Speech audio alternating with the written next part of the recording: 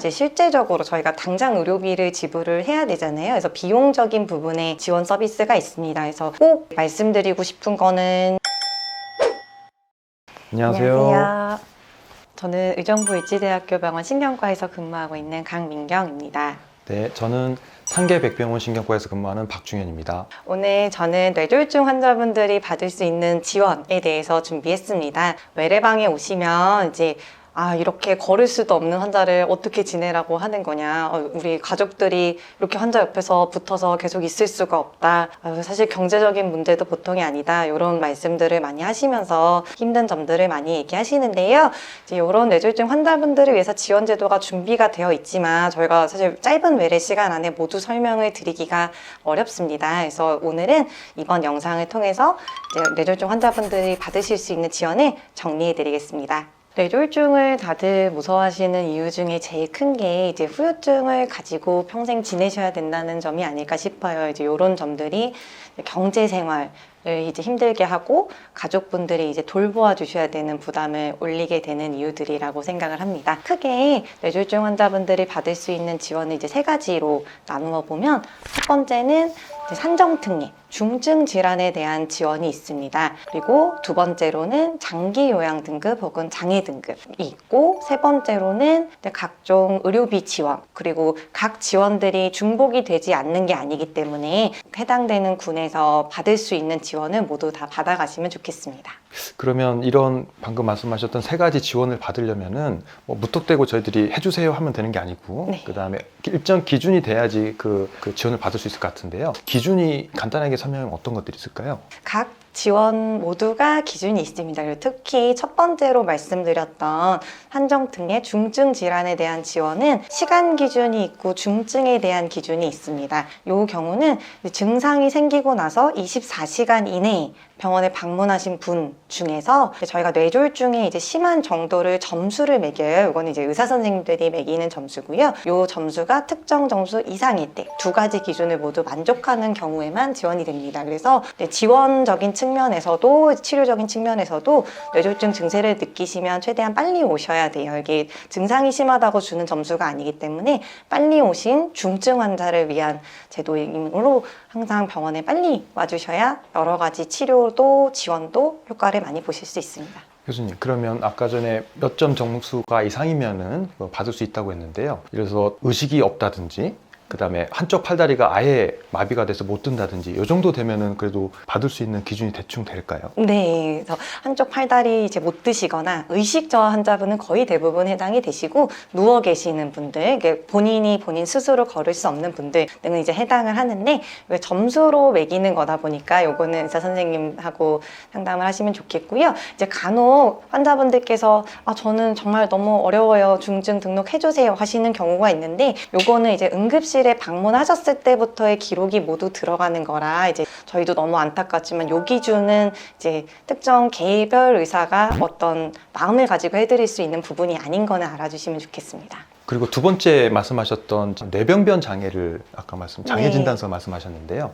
장애 진단서를 받게 되는 그런 과정이 어떻게 되나요? 저희가 뇌졸중 환자분들이 이제 요양 서비스를 받게 되는데 이제 두 가지 종류가 있습니다. 장기 요양 등급 서류도 많이 요청을 하시고 장애 등급에 대해서도 많이 요청을 하세요. 이제 먼저 말씀 주신 장애 등급 같은 경우에는 일단은 뇌경색이 생기고 나서 6개월 이후부터 작성이 가능하고요. 의사 선생님이 등급을 매기는 거는 아니에요. 이제 나라에서 이제 매기는 판정관이 오시는데, 간단한 판정 기준으로는 걷기 어려운 분, 본인 힘으로 걷기가 어려운 분들이 장애 등급에 해당하신다고 생각하시면 됩니다.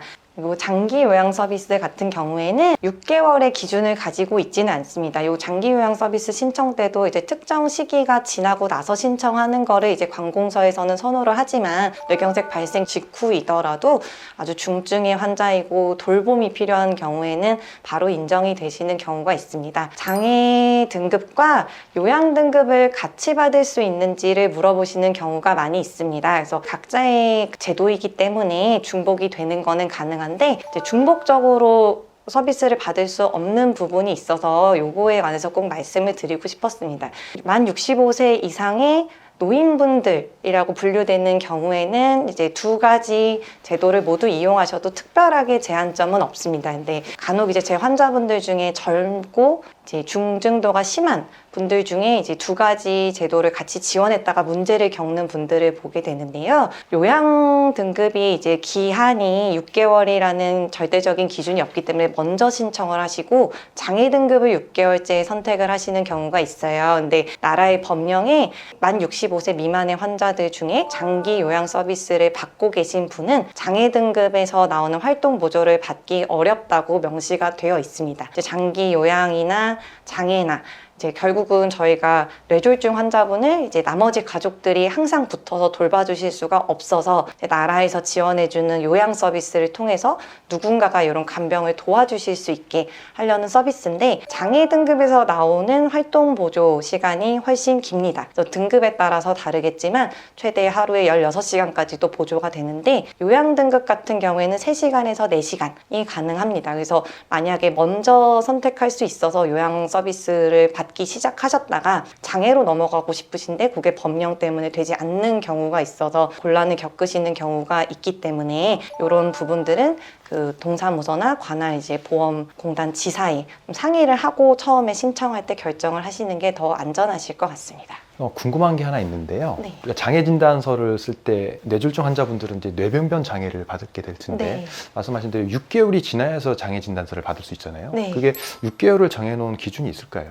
뇌졸중 같은 경우에는 기본적으로는 이제 재활치료를 하면서 회복이 될 수 있는 종류의 질환입니다. 그래서 저희가 뇌졸중의 후유증이 이제 이 분에게 영구히 남겠다고 이제 판단을 할 수 있게 되는 기준이 6개월이라서 나라에서 장애 진단서를 이제 발행하는 거를 발병 이후 6개월 시점으로 잡아두게 되었습니다. 방금 말씀하셨던 장애 진단서하고 장기 요양 소견서를 통해서 받을 수 있는 서비스 말고 뇌졸중 환자분들이 다시 또 더 받을 수 있는 서비스는 없을까요?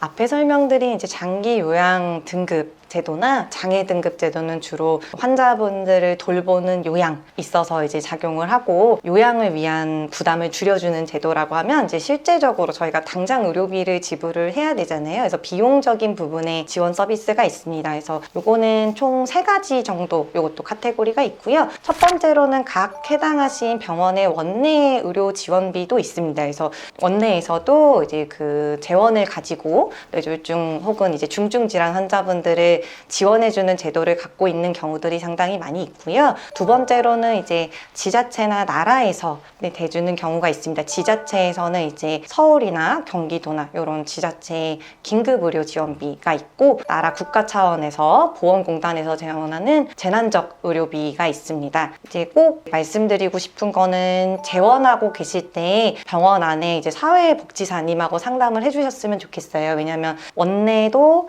이제 그런 지자체도 그리고 사립의 이제 어떤 지원 제도도 간단하지 않고 이제 각 가족의 경제적인 상황 그리고 가족 구성원의 수 이런 것들에 따라서 이제 지원을 받을 수 있는지 없는지 그리고 지원의 금액이 다르기 때문에 사실 요거를 환자분들이나 가족분이 이제 자체적으로 판단하시기는 상당히 어려우세요. 그래서 퇴원하시기 전에 그 복지사님하고 상담을 통해서 혹시 내가 경제적인 어려움을 겪고 있다면 지금 우리 가족의 경제 상황에서 이런 지원을 받을 수 있는지를 확인을 해보시면 좋겠습니다.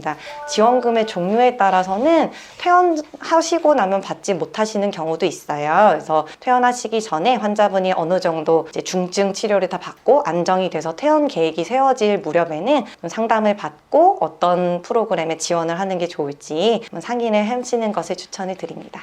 네, 그래서 오늘은 제가 뇌졸중 환자분들이 받을 수 있는 지원에 대해서 간략한 포인트만 좀 집어서 정리해드렸는데요. 해당하시는 것들 모두 꼭 다 챙겨 받으실 수 있게 되기를 바라면서 준비하였습니다.